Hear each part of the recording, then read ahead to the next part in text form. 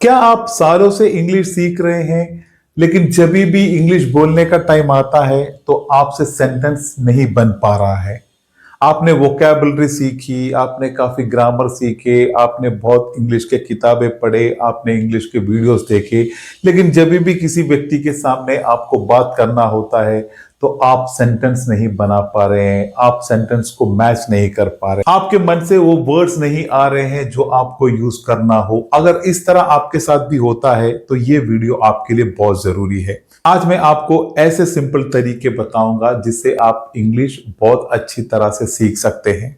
आपसे रिक्वेस्ट है कि वीडियो को पूरा अंत तक देखने की कोशिश करें, क्योंकि आपको एक ऐसा डेली रूटीन बताऊंगा जिससे आप इंग्लिश सीखना आपका बहुत आसान हो जाएगा। क्योंकि इंग्लिश सीखने में हमेशा ये प्रॉब्लम होता है कि जो आपको सीखने का जो तरीका है आपका, अगर वो सही नहीं है तो आप कितने टाइम लगा के भी इंग्लिश को प्रोफेशनली कभी भी सीख नहीं सकते। अगर सीखने का तरीका आपने बदल दिया तो आप बहुत अच्छी तरह उसको जल्दी सीख सकते हैं। चलो हम जल्दी ही उस स्टेप्स को सीखते हैं जिससे आपको इंग्लिश सीखना आसान हो सकता है। तो उसके लिए सबसे पहला स्टेप है, पहले आपको आपके गोल को तय करना है, आपके लक्ष्य को तय करना है।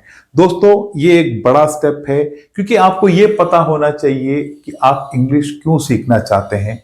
आप क्या इंग्लिश वैसे बोलना सीखना चाहते हैं, या फिर आपको ऑफिस के लिए इंग्लिश बोलना सीखना है, या फिर आपको कोई इंटरव्यू के लिए इंग्लिश सीखना है, या फिर आपको डेली कॉन्वर्सेशन के लिए इंग्लिश सीखना चाहते हैं। तो इस तरह आप पहले एक गोल सेट कीजिए, क्योंकि जब लोग इंग्लिश सीखते हैं तो उनका लक्ष्य जो है अलग अलग होते हैं। तो आपकी इंग्लिश सीखने की सबसे बड़ी जरूरत क्या हो गई है, उस लक्ष्य को पहले आप समझिए। फॉर एग्जाम्पल, अगर आप डेली कॉन्वर्सेशन के लिए इंग्लिश सीखना चाहते हैं तो आपका जो इंग्लिश सीखने का जो टाइम है उसका सबसे ज्यादा हिस्सा आपको इंग्लिश स्पीकिंग प्रैक्टिस पे आपको देना पड़ेगा। तो इसी तरह अपने लक्ष्य को पहले तय करना बहुत अच्छा होगा।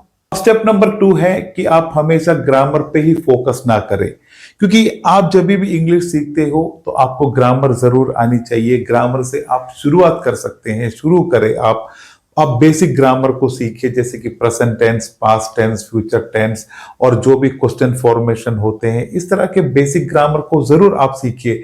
लेकिन उसके साथ ही आप सेंटेंस बनाने के पैटर्न को भी आपको सीखना है।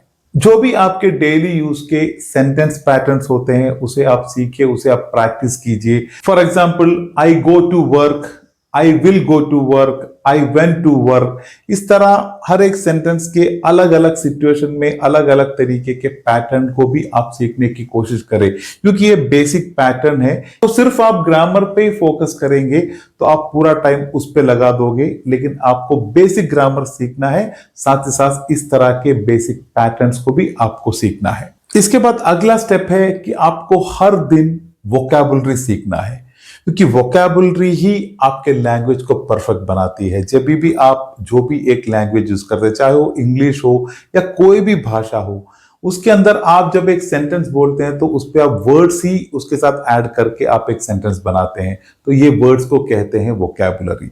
तो वोकैबुलरी आपके लिए बहुत इंपॉर्टेंट है, लेकिन मैं कहता हूं आप एक दिन 50, 100, 200 वोकैबुलरी सीखने की कोशिश नहीं करें। आप हर दिन, मैं कहता हूं, कम से कम 5 वोकैबुलरी को सीखने की कोशिश करें।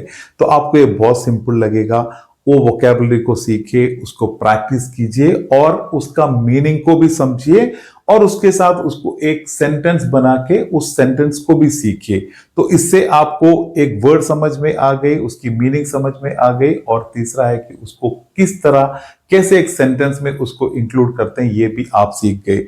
फॉर एग्जाम्पल, एक वर्ड है इम्प्रूव। इम्प्रूव का मतलब हिंदी में है सुधारना। उसको आप जब एक सेंटेंस बनाएंगे तो आप ऐसे बनाएंगे कि I want to improve my English.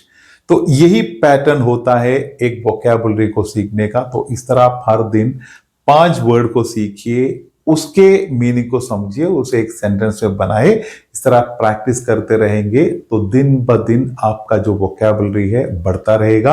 आपको उसके मीनिंग समझ में आएंगे, आपको कैसे सिचुएशन में कैसे उसको सेंटेंस बनाने हैं ये भी आप सीख लेंगे। अगला स्टेप है कि दोस्तों, जब भी आप इंग्लिश सीखने की कोशिश करते हैं तो ये एक आदत डालना आपके लिए बहुत अच्छा है कि आपको इंग्लिश सुनना है। आप कोई भी लेवल पे किसी भी तरीके से इंग्लिश सुन सकते हो। आज काफी वीडियोस होते हैं इंग्लिश के, यूट्यूब में काफी वीडियोस मिलेंगे आपको। आपको न्यूज चैनल इंग्लिश के होते हैं, उससे आप इंग्लिश सुन सकते हैं। इंग्लिश के पॉडकास्ट होते हैं। तो इस तरह काफी फैसिलिटी आज है आपको इंग्लिश को सुनने के लिए। तो आपको हर दिन एक 15 मिनट इसके लिए देना है। इस तरह आप इंग्लिश को सुनिए।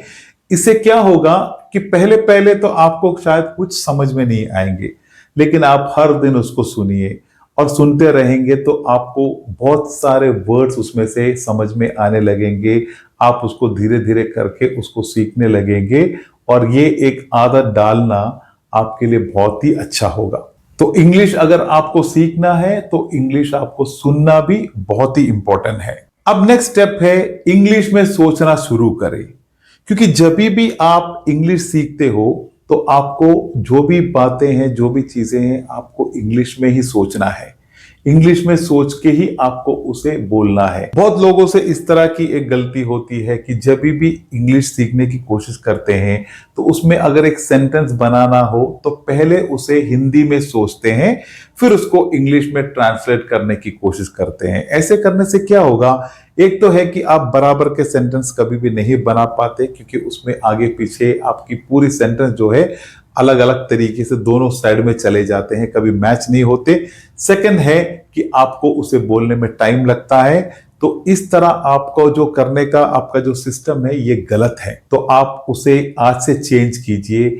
आप इंग्लिश बोलना हो तो उसे इंग्लिश में ही सोचे और इंग्लिश में ही बोलने की कोशिश करें। जैसे कि मुझे पानी चाहिए, इस तरह सोचने से बेटर है और उसको इंग्लिश में कन्वर्ट करने से बेटर है कि आप डायरेक्टली सोचिए कि आई नीड वाटर, मुझे बाहर जाना है। ऐसे सोचने से बेटर है कि आप डायरेक्टली सोचिए कि I want to go outside. तो जो ट्रांसलेशन करने का जो आदत है ये आपको सुधारना पड़ेगा, ये आपको निकालना पड़ेगा। यही सबसे एक बड़ी प्रॉब्लम होती है इंग्लिश सीखने में। शुरुआत आप हमेशा छोटे सेंटेंस से कीजिए। जब आप छोटे सेंटेंस से इस तरह प्रैक्टिस करेंगे फिर स्टेप बाय स्टेप आप इसको, आपकी आदत बन जाएगी और आप किसी भी तरह के सेंटेंस को इस तरह डायरेक्टली इंग्लिश में ही बोल पाएंगे। इसके बाद नेक्स्ट स्टेप है कि आपको अकेले में इंग्लिश स्पीकिंग प्रैक्टिस करना है। जैसे कि बहुत लोग आज इंग्लिश सीखने में उनको सबसे बड़ी प्रॉब्लम यह होती है कि उनके साथ इंग्लिश प्रैक्टिस करने के लिए एक पार्टनर नहीं होता है, क्योंकि लोग यही सोचते हैं जब एक पार्टनर के साथ इंग्लिश बोलेंगे तो वो थोड़ा इजी हो जाएगा। मैं आपसे यही कहता हूं, आप अगर एक पार्टनर के साथ इंग्लिश स्पीकिंग प्रैक्टिस भले ही करते हो, लेकिन फिर भी आपको अकेले में इंग्लिश प्रैक्टिस करना बहुत जरूरी है। आप एक आईने के सामने आप इंग्लिश बोल के प्रैक्टिस करने की आदत डालें। आप आपके कमरे में रखी हुई चीजों के बारे में इंग्लिश में बात कर सकते हैं। आप आपके दिन के बारे में, कैसा आपका दिन रहा, आपने उस दिन क्या क्या किए, इसको लेके इंग्लिश में अकेले में बात करके प्रैक्टिस कर सकते हैं। फॉर एग्जाम्पल है कि I woke up at 7 o'clock, I had my breakfast, I went to work, I came back home in the evening. इस तरह जो भी आपके एक दिन के जो भी काम होते हैं उसके रिलेट करके आप किसी भी तरह के कोई भी लेवल पे आप अकेले में इंग्लिश प्रैक्टिस करना आपके लिए बहुत जरूरी है।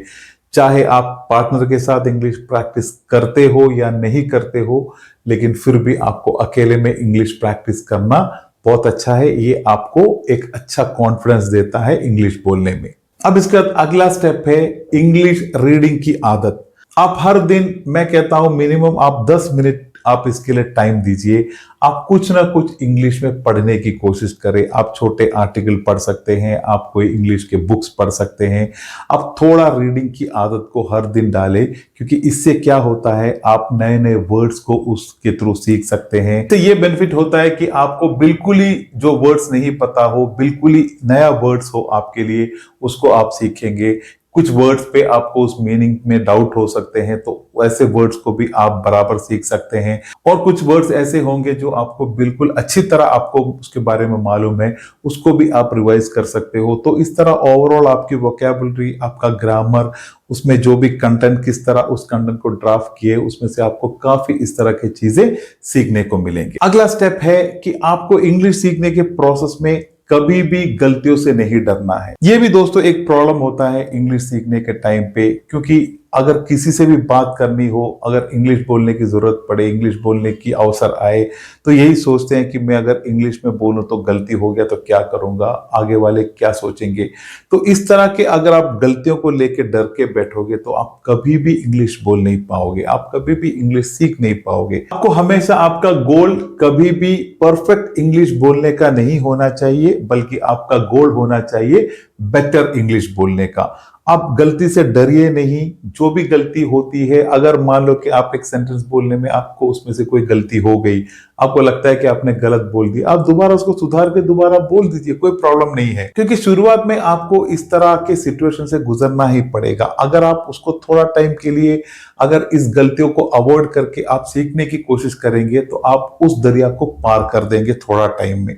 लेकिन आप बोलने से डरोगे तो आप कभी भी उस लेवल पे इंग्लिश को सीख नहीं पाओगे। तो डरने की बिल्कुल आदत नहीं डाले, इंग्लिश सीखने के टाइम पे आपको डरने की जरूरत नहीं है। अब इसके बाद लास्ट स्टेप है कि आपको रोज का एक सिंपल इंग्लिश प्रैक्टिसिंग रूटीन बनाना है। मान लो कि हर दिन आप एक 45 मिनट कम से कम अगर आप इंग्लिश प्रैक्टिस के लिए आप अगर टाइम निकाल सकते हैं, तो मैं कहता हूं उसमें से 10 मिनट आप वोकैबुलरी सीखने में स्पेंड करें, 10 मिनट आप रीडिंग करें, 10 मिनट आप इंग्लिश सुनने में लगाए, 10 मिनट आप इंग्लिश स्पीकिंग के लिए स्पेंड करें और 5 मिनट आप इन चीजों को रिवाइज करने में यूज करें। आप रिवीजन कीजिए 5 मिनट के लिए।